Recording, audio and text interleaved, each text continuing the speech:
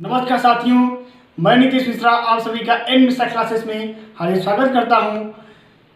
पिछली वीडियो में हमने पढ़ा था कोठारी आयोग की स्थापना कैसी हुई थी तथा इसके क्या क्या प्रतिवेदन आए और प्रतिवेदन में इसने क्या क्या अपने सुझावों को दिया था।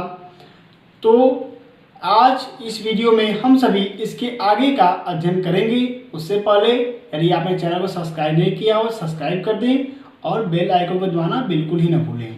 तो आइए देखते हैं पिछली वीडियो में हमने क्या जानकारियाँ प्राप्त की थी। तो पिछली वीडियो में हमने शिक्षा के लक्ष्य व उद्देश्य इसे जाना था, शिक्षा का प्रशासन, वित्त व नियोजन के बारे में जाना था, शैक्षिक अवसरों की समानता के बारे में जानकारी प्राप्त की थी। और आज इस वीडियो में हम सभी प्रशिक्षण संस्थाओं के लिए क्या क्या सुझाव कोठारी आयोग ने दिया था इसके बारे में हम जानकारी प्राप्त करेंगे। तो आपको बता दें कि प्रशिक्षण संस्थानों के लिए आयोग ने यही सुझाव दिया था, जिसमें पहला है कि शिक्षकों के पास शिक्षा की उपाधि के अतिरिक्त 2 परास्नातक अर्थात पीजी की उपाधियां होनी चाहिए। जो शिक्षक प्रशिक्षण संस्थान है उनके शिक्षकों के पास शिक्षा की उपाधि के अतिरिक्त 2 पीजी की उपाधि होनी चाहिए। उसके बाद से दूसरा सुझाव दिया कि डॉक्टरेट की उपाधि प्राप्त शिक्षकों का उचित अनुपात होना चाहिए, अर्थात ऐसे शिक्षक हो जिनके पास डॉक्टरेट की उपाधि हो, उनकी एक निश्चित संख्या होनी चाहिए, न उस संख्या से कम हो न उस संख्या से ज़्यादा हो। ज़्यादा होंगे तो हालांकि ठीक ही रहेगा। ठीक, अब आगे देखते हैं। उसने अपने तीसरे सुझाव में कहा कि प्रयोगात्मक विद्यालय प्रशिक्षण संस्थानों में हो। जो प्रशिक्षण संस्थान है उनमें एक अलग से विद्यालय हो जिसमें प्रयोगात्मक कार्य कराया जा सके, क्योंकि थ्योरी के बल पर सब कुछ विकास करना, अधिगम करना संभव नहीं है। उसके बाद इसने कहा कि जो छात्राध्यापक हैं उनसे कोई शुल्क न लिया जाए। जब उनका एडमिशन हो जाता है उसी समय जो शुल्क लेना ले लें, उसके बाद शोषण उनका न करें, उससे कोई शुल्क न लिया जाए जो छात्राध्यापक हैं जो प्रशिक्षण प्राप्त कर रहे हैं। ठीक, इसके बाद इसने कहा कि प्राथमिक शिक्षक प्रशिक्षण संस्थान के अध्यापक की योग्यता जो है वो पीजी प्लस बीएड होनी चाहिए, या पीजी प्लस बीएड नहीं है तो यूजी प्लस एमएड होनी चाहिए। इसके बाद इसने अपने आगे के सुझाव में कहा कि जो माध्यमिक स्तर पे प्रशिक्षण संस्थान हैं वो उनके पास परास्नातक के साथ, परास्नातक अर्थात पीजी के साथ एमएड की डिग्री होनी चाहिए, या यूजी के साथ एमएड की डिग्री होनी चाहिए। इसके बाद इन्होंने कहा था कि जो छात्र स्नातक की परीक्षा उत्तीर्ण कर चुके हैं सिर्फ उन्हीं को शिक्षक प्रशिक्षक संस्थान में प्रवेश दिया जाए, बाकी किन्हीं भी छात्र छात्राओं को जो डिप्लोमा किए हैं या फिर जिन्होंने इंटर पास किया है उन्हें एडमिशन न दिया जाए। उसके बाद इन्होंने सबसे लास्ट में अपने सुझाव दिए थे शिक्षक प्रशिक्षण संस्थानों के संबंध में कि सिर्फ व्याख्यान विधि का प्रयोग न किया जाए, बीच बीच में सेमिनार का आयोजन तथा पाठ्य सहगामी क्रियाओं का भी आयोजन किया जाए, जिससे छात्राध्यापकों का सर्वांगीण विकास हो सके, क्योंकि उन्हें विद्यालय में जाकर सिर्फ पढ़ाना ही नहीं है, उन्हें बाकी भी सारी क्रियाएं करानी है, बच्चों का शारीरिक विकास करना है, मानसिक विकास के साथ। तो जब वे खुद जानकारी प्राप्त किए रहेंगे तब वे करा सकेंगे। ठीक है, अब हम आगे देखते हैं।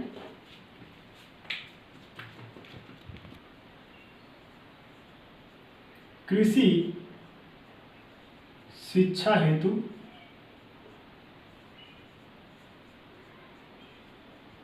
सुझाव। तो हम देखते हैं कि आयोग ने कृषि शिक्षा के लिए क्या क्या अपने सुझाव दिए थे। तो जिसमें सबसे पहला सुझाव था प्रत्येक राज्य में एक कृषि विश्वविद्यालय की स्थापना की जाए, जिससे उस राज्य में कृषि के क्षेत्र में विद्यार्थियों को जानकारी हो सके, वे और भी ज़्यादा उसमें अनुसंधान कर सकें तथा ज़्यादा कृषि के क्षेत्र में उन्नति किया जा सके। उसके बाद इन्होंने दूसरा सुझाव दिया कि योग्य शिक्षकों की नियुक्ति की जाए और उन शिक्षकों के प्रशिक्षण के लिए एक प्रशिक्षण संस्थान खोला जाए। जो प्रशिक्षण संस्थान रहेगा वह उन शिक्षकों के प्रशिक्षण में सहायता करेगा, जिससे वे अच्छे ढंग से कृषि शिक्षा प्रदान कर सकेंगे। इसके बाद इन्होंने तीसरा सुझाव दिया था कि प्रायोगिक कार्य को अत्यधिक महत्व दिया जाए। सैद्धांतिक ज्ञान से प्रायोगिक कार्य को अत्यधिक महत्व दिया जाए, अर्थात बिना प्रायोगिक कार्य की सिद्धांत से कार्य नहीं चलने वाला है। प्रायोगिक ज्ञान रहेगा तभी ज़्यादा अध्ययन हो सकेगा और ज़्यादा उत्पादन हो सकेगा। ठीक है। ऐसी बात इन्होंने कहा कि जो महाविद्यालय होंगे, कृषि के महाविद्यालय होंगे, उनके पास मानक के तौर पर 200 एकड़ भूमि होनी चाहिए। उसके बाद इन्होंने कहा कि महाविद्यालय के पास तो 200 एकड़ भूमि होनी चाहिए, लेकिन जो विश्वविद्यालय होंगे उनके पास कितनी भूमि होनी चाहिए। जैसे आपका बांदा विश्वविद्यालय है कृषि के लिए, तो उसके पास कितनी भूमि होनी चाहिए। तो मानक के तौर पे इन्होंने कहा कि 1000 एकड़ की भूमि होनी चाहिए। इसके बाद इन्होंने अपने सुझाव में कहा कि जो प्राथमिक शिक्षा है उसमें ही कृषि की जानकारी प्रदान की जाए। मतलब प्राथमिक शिक्षा से बच्चों को धीरे धीरे पेड़ पौधों इन सभी चीज़ों के मिट्टी के प्रकार इन सब के बारे में धीरे धीरे जानकारी दी जानी चाहिए, जिससे वे जानकारी ज़्यादा प्राप्त कर सकें। ठीक है।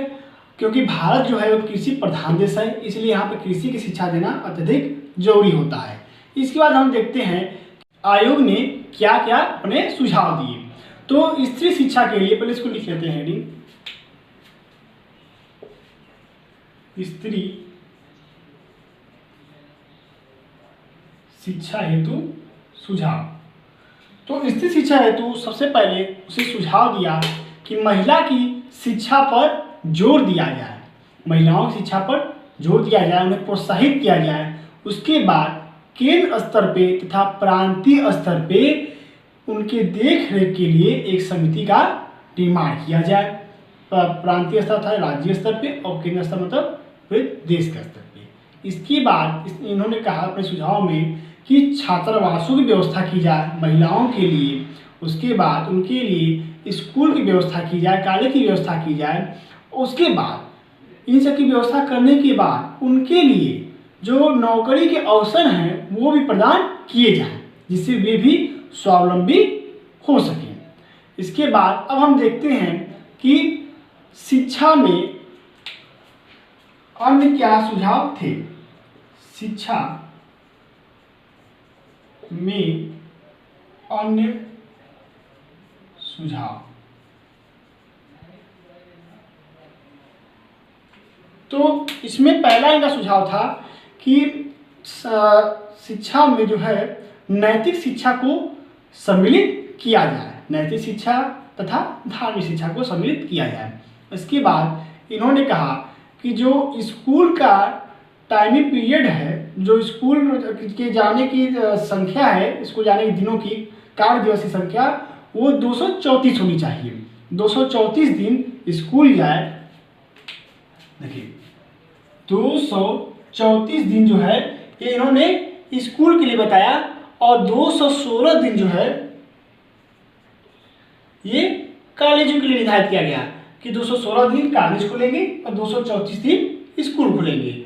और जो कार्य दिवस का घंटा है वह एक साल में कम से कम 1000 घंटा कार्य होना चाहिए। इसके बाद इन्होंने कहा कि जो अवकाश है वो अवकाश कम होना चाहिए। फिर इन्होंने कहा था अपने सुझाव में कि परीक्षा बोर्ड कराए संबंधित बोर्ड, लेकिन उसका जो मूल्यांकन है वो राज्य स्तर पर होना चाहिए, अर्थात स्टेट लेवल पे मूल्यांकन होना चाहिए। और सबसे अंत में शिक्षा के संबंध में उनका सुझाव था कि जिस तरह भारतीय प्रशासनिक आयोग होता है सिविल एग्जाम सिविल सर्विस, उसी तरह भारतीय शिक्षा आयोग का भी गठन किया जाना चाहिए।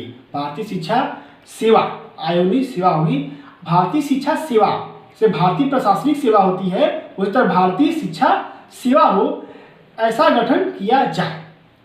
अब हम देखते हैं आगे उच्च शिक्षा हेतु इन्होंने क्या क्या अपने सुझाव दिए थे।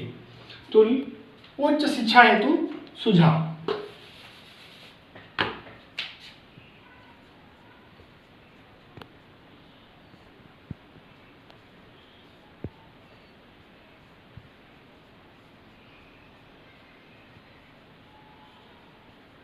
ये जो सुझाव थे ये सभी तो सामान्य शिक्षा के लिए थे, लेकिन अब उच्च शिक्षा हेतु इन्होंने क्या क्या सुझाव दिए इसके बारे में जानते हैं।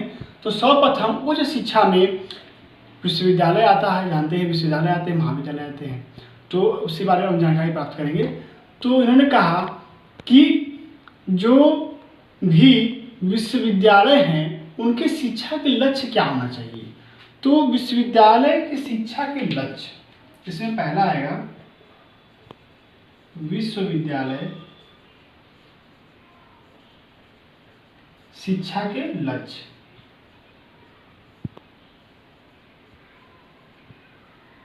इसमें इन्होंने कहा था कि विश्वविद्यालय की जो शिक्षा होगी उसका पहला लक्ष्य होगा कि नवीन ज्ञान की खोज की जाए तथा नवीन ज्ञान की खोज करने के बाद सांस्कृतिक और नैतिक मूल्यों का भी विकास किया जाए।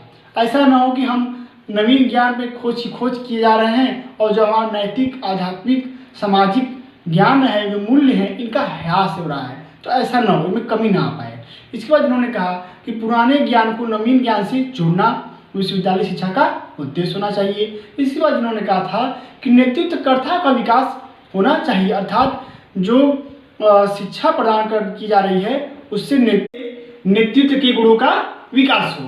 अब हम आगे देखते हैं। इन्होंने कहा था कि जो प्रतिभाशाली छात्र हैं उनकी खोज की जाए और खोज करके उनके अंदर जो प्रतिभा है उसको निखारा जाए, उसका विकास किया जाए, जिससे सभी को फायदा हो सके।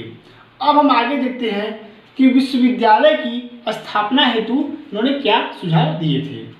तो इसमें दूसरी हेडिंग होगी विश्वविद्यालय की स्थापना। तो विश्वविद्यालय की स्थापना हेतु इनका पहला सुझाव था कि विश्वविद्यालय अनुदान आयोग से मान्यता मिलनी चाहिए। इसके बाद कई सारे परास्नातक कॉलेजों को मिलाकर जो कि हमारे परास्नातक तथा पीजी कोर्स जो है महाविद्यालय में चलता है, तो उन पीजी कोर्स चलाने वाले महाविद्यालयों को मिलाकर एक यूनिवर्सिटी का निर्माण किया जाना चाहिए, अर्थात कई सारे महाविद्यालयों को मिलाकर एक विश्वविद्यालय का निर्माण किया जाए।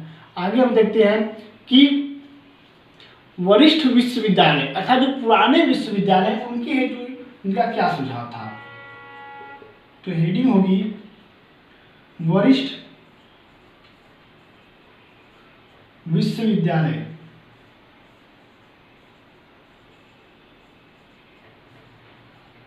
हेतु सुझाव। तो सर्वप्रथम का पहला सुझाव था कि इनका जो खर्च है, जो पुराने विश्वविद्यालय हैं उनका खर्च यूजीसी वहन करे, अर्थात विश्वविद्यालय अनुदान आयोग इनका खर्च वहन करे और इसमें प्रतिभाशाली छात्रों का ही प्रवेश हो सके। सामान्य छात्र नहीं, जो प्रतिभाशाली छात्र हैं जिनमें खोज करने की प्रवृत्ति है, अनुसंधान करने के लिए वे उत्साहित हैं, ऐसे बच्चों का इसमें प्रवेश हो सके। इसके बाद इन्होंने कहा था कि छात्रवृत्ति की व्यवस्था की जाए। छात्रवृत्ति की व्यवस्था होने से छात्र छात्राओं पर अत्यधिक बल नहीं पड़ेगा। इसके बाद इन्होंने कहा था कि कार्य पर अर्थात अनुसंधान कार्य पर बल दिया जाए और जो शिक्षकों की नियुक्ति हो वो राष्ट्रीय या अंतर्राष्ट्रीय स्तर पे हो। फिर इन्होंने कहा था कि शिक्षकों का जो बालक हैं इसमें प्रशिक्षणार्थी हैं या एडमिशन ले रहे हैं प्रवेश के लिए, शोध कार्य के लिए, उनको ऐसी शिक्षा प्रदान की जाए कि वे भविष्य में एक अच्छे शिक्षक बन सकें। ठीक है। अब हम आगे देखते हैं कि शिक्षण में सुधार हेतु अर्थात उच्च शिक्षा में सुधार हेतु इसने क्या अपने सुझाव दिए। शिक्षण में सुधार हेतु सुझाव।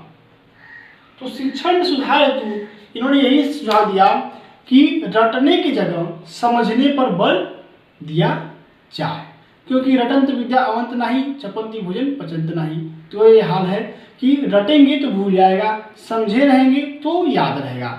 उसी तरह उन्होंने दूसरा सुझाव दिया कि जो समझा दिया जाता है अर्थात जो व्याख्यान हो जाता है तो उसके बाद बच्चों को समय मिलना चाहिए जिससे वे थोड़ा उसे समझ बूझकर अध्ययन कर सकें। उसके बाद इन्होंने तीसरा सुझाव दिया था कि जो भी विधि अपनाई जाती है पढ़ाने के लिए कक्षा में, उसमें समस्या समाधान विधि को महत्व दिया जाना चाहिए। इसके बाद उन्होंने कहा शिक्षण सत्र में जो शिक्षक हैं उनको कॉलेज छोड़ने की मनाही होनी चाहिए, अर्थात अगर कॉलेज आप पढ़ा रहे हैं तो अगर कॉलेज आपको छोड़ना है तो वो सत्र आप खत्म कर लीजिए, उसके बाद कॉलेज छोड़ सकते हैं। ठीक है, इसके बाद हम देखते हैं मूल्यांकन हेतु इन्होंने क्या सुझाव दिए थे। उच्च शिक्षा में मूल्यांकन,